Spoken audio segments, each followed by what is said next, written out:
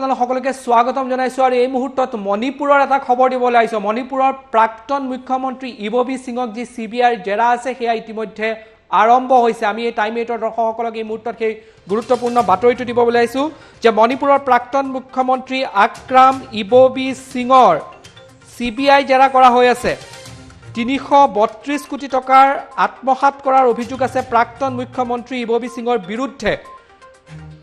আৰু জেৰাৰ বাবে ইতিমধ্যে ইম্ফলত উপস্থিত হৈছেগৈ সিবিআইৰ দল। যুটীয়া সঞ্চালক NM সিঙৰ নেতৃত্বত আক্ৰাম ইববি সিঙৰ বাসগৃহত উপস্থিত হৈছেগৈ সিবিআইৰ দল। ২০০৯ চনৰ পৰা ২০১৭ চনৰ ভিতৰত উন্নয়নৰ ধন আত্মসাৎ কৰাৰ অভিযোগ আছে প্ৰাক্তন মুখ্যমন্ত্ৰীজনৰ বিৰুদ্ধে।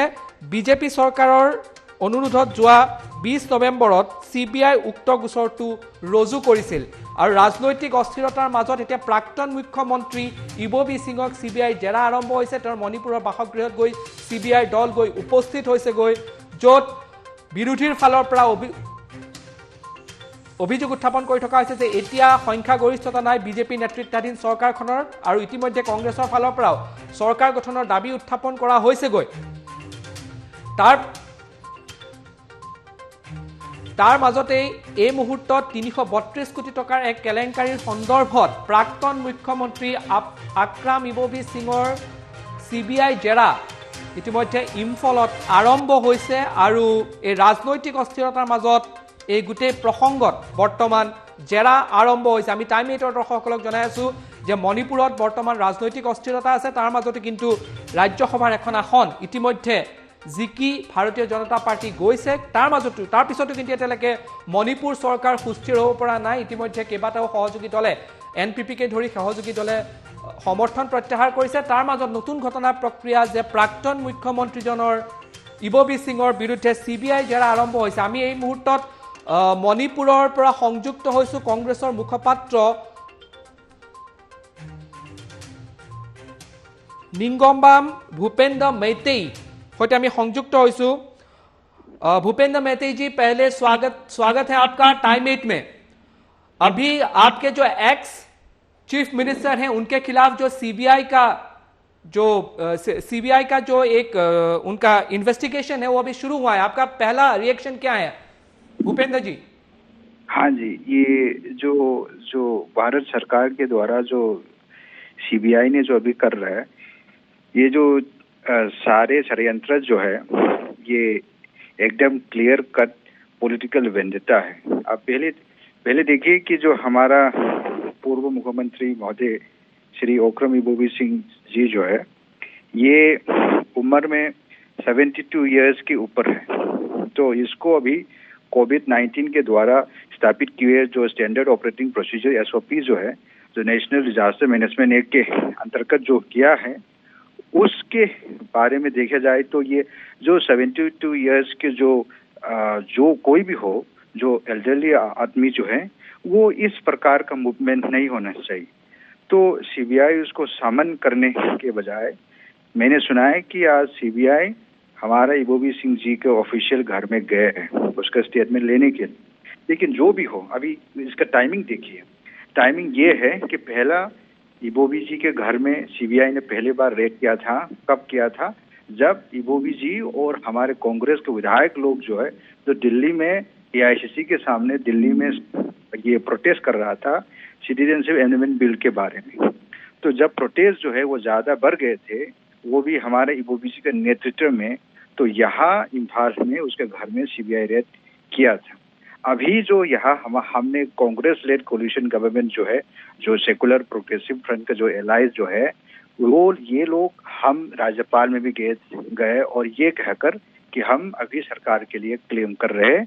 और जो अभी बीजेपी का माइनॉरिटी गवर्नमेंट जो है जिसके पास जो नंबर नहीं है जो हमारे विधानसभा में दिखाने के लिए, आप उन लोगों को कहिए कि फ्लोर टेस्ट कराने के लिए। अभी तक कोई फ्लोर टेस्ट के बारे में कोई भी नहीं बात कर रहे।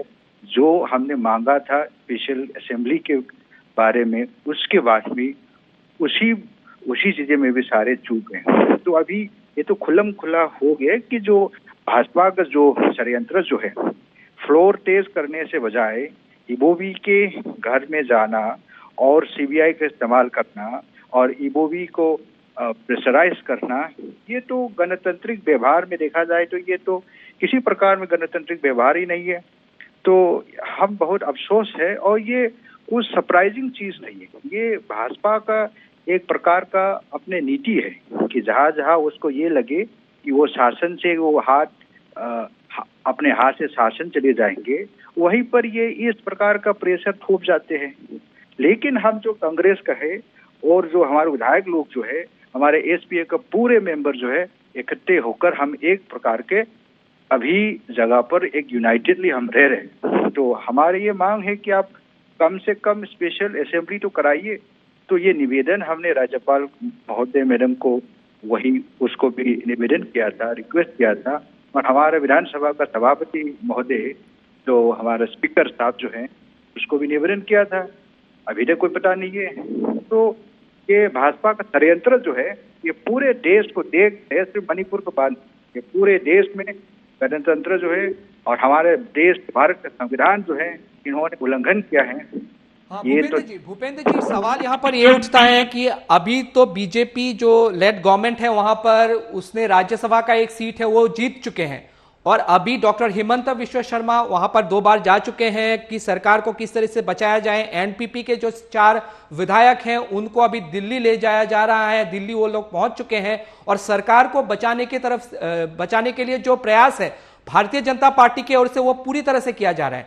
कांग्रेस का अगला स्टेप क्या होगा? कांग्रेस किस तरीके से अपने जो आप जो दावा कर रहे हैं कि पूरा मेजॉरिटी कांग्रेस के पास है मणिपुर में, तो उसको आप कैसे प्रमाण करेंगे और क्या अगला स्टेप होगा कांग्रेस का?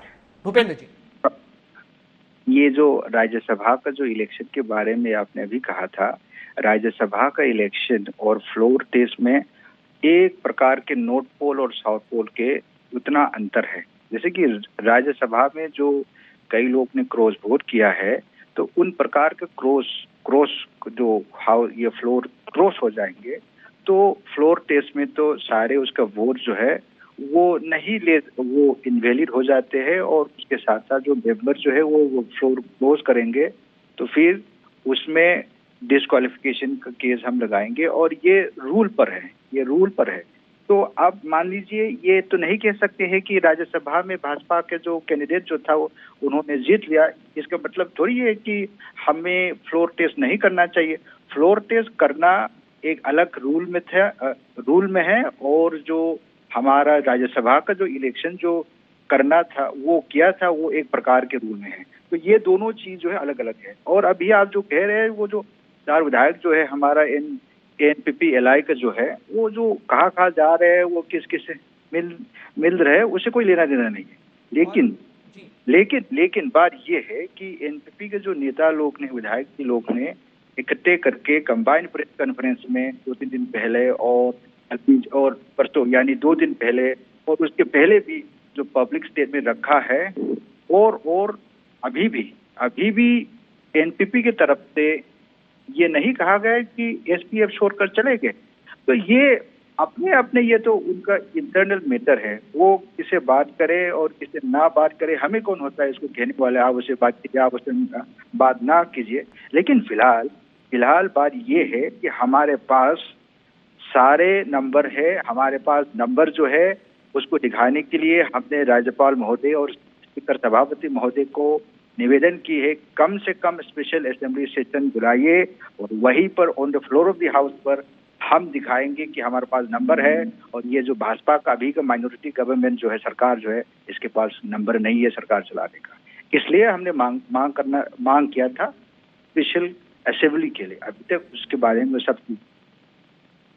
भूपेंद्र जी बहुत बहुत धन्यवाद, आपने टाइम से बात की और अपनी जो कांग्रेस की जो स्थिति है उसके बारे में आपने टाइम से कहा, बहुत बहुत धन्यवाद। और এয়া আছিল মুখপাত্ৰ, আৰু তেওঁ এইটো কথা স্পষ্ট কৰে যে CBI যি জেৰা কৰা হৈছে সেইটো সম্পূৰ্ণৰূপে এক পক্ষপাতিত্বমূলক সিদ্ধান্ত বুলি তেওঁলোকে মন্তব্য কৰিছে মণিপুৰ কংগ্ৰেছৰ ফালৰ পৰা। আৰু তাৰ মাজতে মণিপুৰৰ ৰাজনৈতিক অস্থিৰতাৰ মাজতে প্ৰাক্তন মুখ্যমন্ত্ৰী ইববি সিঙৰ বাসগৃহত গৈ CBI দল উপস্থিত হৈছেগৈ। 332 কোটি টকাৰ এক কেলেংকাৰীৰ অভিযোগ তেওঁৰ বিৰুদ্ধে আছে। তেওঁ যেতিয়া ক্ষমতাত আছিল সেইখিনি সময়তে এই